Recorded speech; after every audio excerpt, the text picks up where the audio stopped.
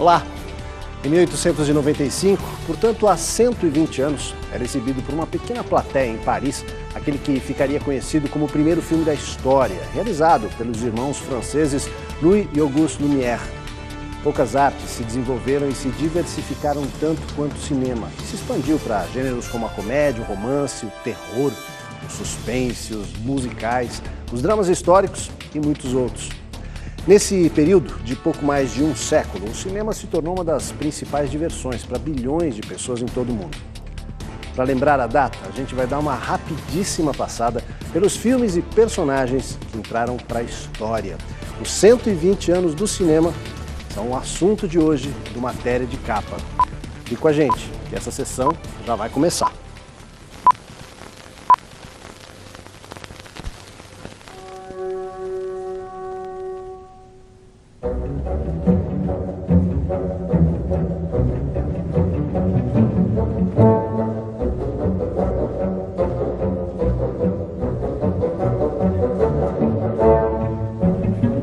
Wait a minute, you ain't heard nothing yet.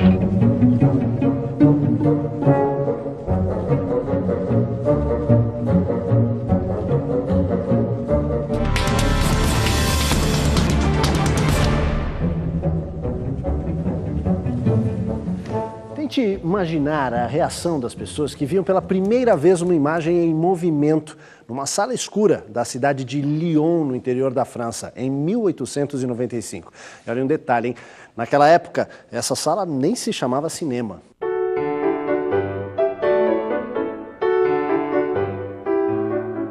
A mostra no Grand Palais, em Paris, celebra o feito dos irmãos Louis e Auguste Lumière. O filme que eles exibiram se chamava A Saída da Fábrica Lumière, em Lyon, e mostrava os funcionários da fábrica de equipamentos fotográficos que pertencia ao pai dos dois irmãos. Ainda no século XIX, outras experiências foram feitas na Europa e Estados Unidos, na tentativa de pôr imagens em movimento. Mas não há dúvida de que a realizada pelos irmãos Lumière foi a mais bem-sucedida. Em poucos anos, os primeiros profissionais do setor já revelavam grande criatividade, mesmo lidando com recursos que estavam longe do que seria inventado ao longo do século que se iniciava.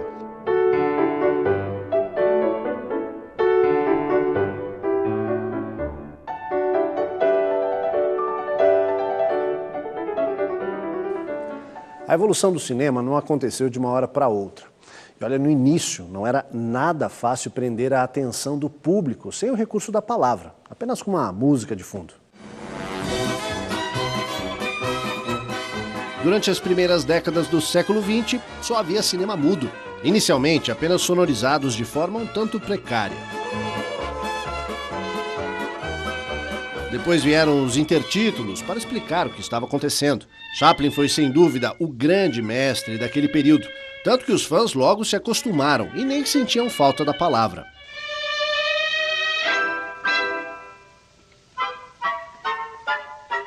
Mas ele não foi o único a dominar aquela arte. Um inglês chamado Stan Laurel e um americano de nome Oliver Hardy também faziam a alegria do público com suas comédias que entraram para a história do cinema.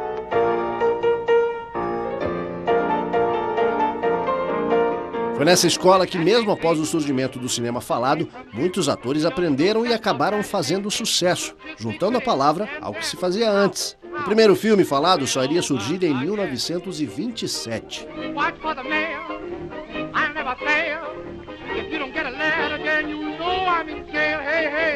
Mas o cinema mudo ainda iria fazer sucesso por muito tempo. Em pouco mais de um século, o cinema se transformou numa das atrações mais populares em todo o planeta, aperfeiçoado por roteiristas, diretores, atores e atrizes, além de uma infinidade de outros profissionais.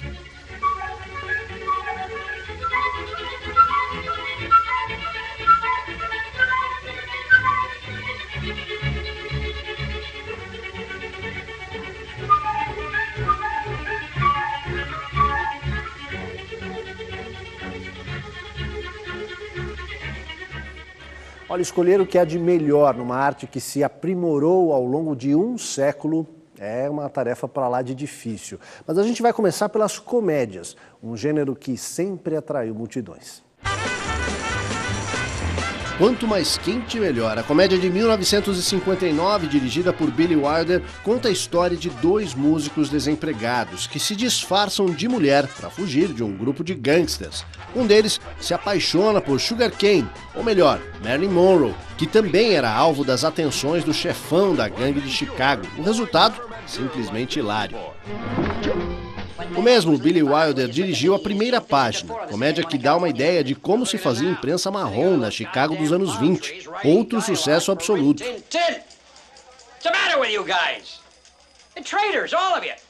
O filão de juntar personagens estranhos em situações ainda mais estranhas rendeu dezenas de comédias brilhantes. Entre elas, O Estranho Casal, formado pelos solitários Jack Lemmon e Walter Matthau, uma dupla que não tinha nada em comum, mas dividia o mesmo teto.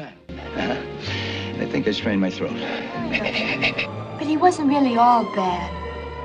I think he just craved a little affection. O Pecado Mora ao Lado, de 1955, foi o filme que resultou num dos ícones na história do cinema. A foto de Marilyn Monroe com o vestido levantado pelo vento de um respiradouro do metrô de Nova York.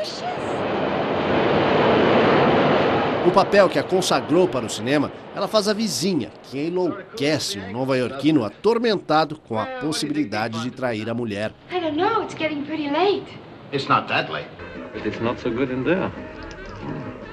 Anything suspicious? O gênero comédia teve dezenas de filmes históricos. Entre eles, sem dúvida, a série da Pantera Cor-de-Rosa, onde se juntaram o gênio de Peter Sellers e a direção precisa de Blake Edwards. Juntar comédia e romance foi outro filão que rendeu muito dinheiro para os produtores e muita diversão para o público.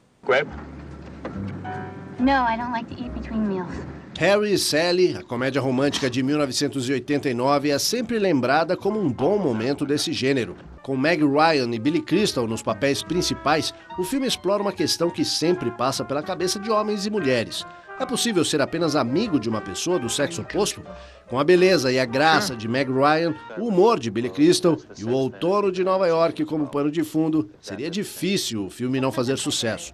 O gênero das comédias românticas vem sendo explorado há décadas. Alguns filmes chegaram a saltar dessa categoria para a lista dos clássicos. Entre eles, Aconteceu Naquela Noite,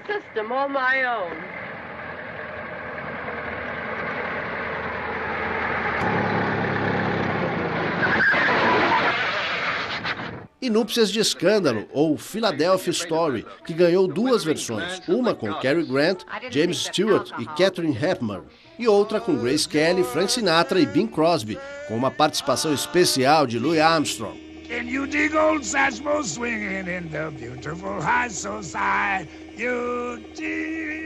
Num salto de décadas, já que é impossível registrar tudo que se fez nesse gênero, vamos para 1998, quando a internet já cumpriu o papel de aproximar as pessoas.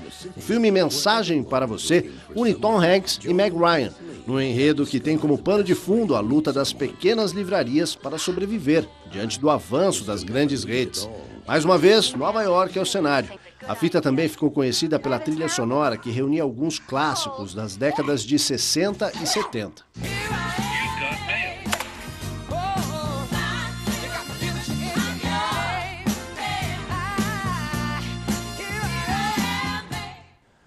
Esses filmes que a gente acabou de ver juntavam humor e romance. Um outro gênero acrescentava a esses dois ingredientes um terceiro, a música. E o resultado também marcou época na história do cinema. I feel charming, oh so charming, it's alarming how charming I feel. Durante décadas, a produção de musicais dominou os estúdios, garantindo um enorme faturamento para os produtores e fazendo a alegria de uma legião de fãs em todo o mundo. Who can that attractive girl be? The men grow cold. A maioria partia de histórias simples, que funcionavam mais como um pretexto para encaixar as canções de gosto bem popular.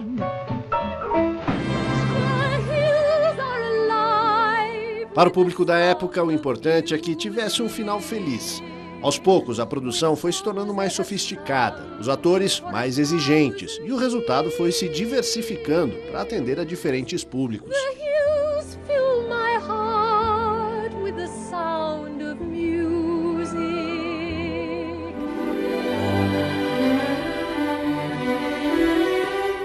Nesse gênero houve alguns filmes que se revelaram bastante sofisticados, com custos elevados de produção, mas que também apresentavam resultados compensadores.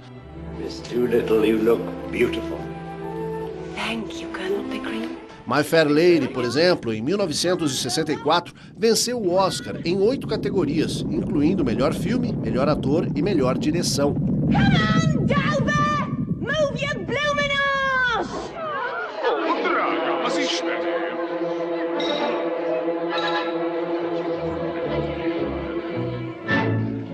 Música, romance, uma pitada de humor e dança. Essa receita era infalível para as grandes bilheterias. Exemplos disso não faltaram, como um Funny Face.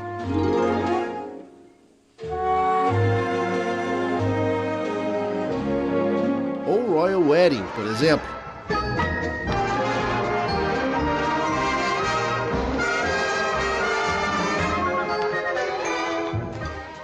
Ou em Bad Wagon, um dos maiores sucessos da década de 50, que trazia uma canção que se tornou uma espécie de símbolo do gênero.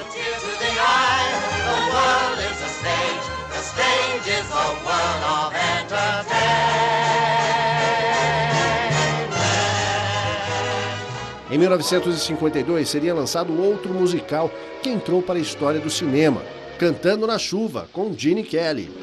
I'm singing in the rain, just singing in the rain. What a glorious feeling, I'm happy again.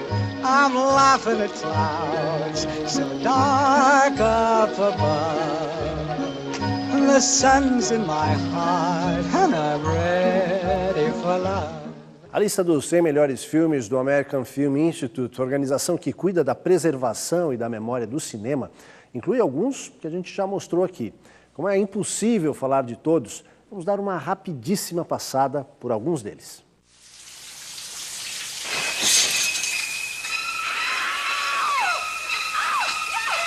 Psicose, de Alfred Hitchcock, aparece na maioria das listas de clássicos de Hollywood. Do mesmo diretor, também sempre são lembrados Um Corpo que Cai, Janela Indiscreta,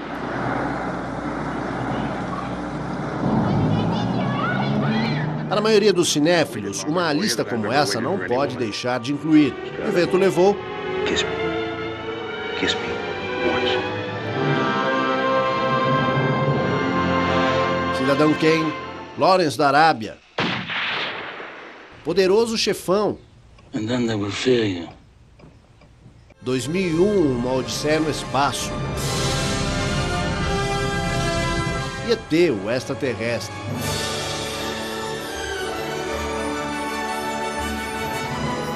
Há quem prefira momentos de maior simplicidade no cinema, como o passeio de bicicleta de Paul Newman e Catherine Ross em Butch Cassidy e Sundance Kid, ao som da música de Burt Bacharach. Ou a sofisticação de Bonequinha de Luxo, um filme feito há mais de meio século, em 1961, que até hoje permanece na memória de milhões de pessoas do mundo inteiro. Desde que foi lançado, todas as mulheres querem ter o charme que Audrey Hepburn exibia. Se há uma fita que provoca reações unânimes, é Casablanca. Para a maioria dos amantes do cinema, não houve e nunca haverá outro clássico como esse. Now. He's looking at you, kid.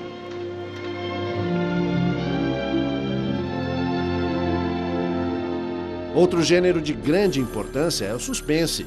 A lista aqui seria enorme e não pode deixar de incluir Disque M para Matar, Os Pássaros, O Falcão Maltês e até alguns que misturam esse gênero com uma pitada de romance. Exemplos: O Ladrão de Casaca, que eternizou Grace Kelly, e Charada, de 1963, dirigido por Stanley Donen, que parece inspirado em Hitchcock.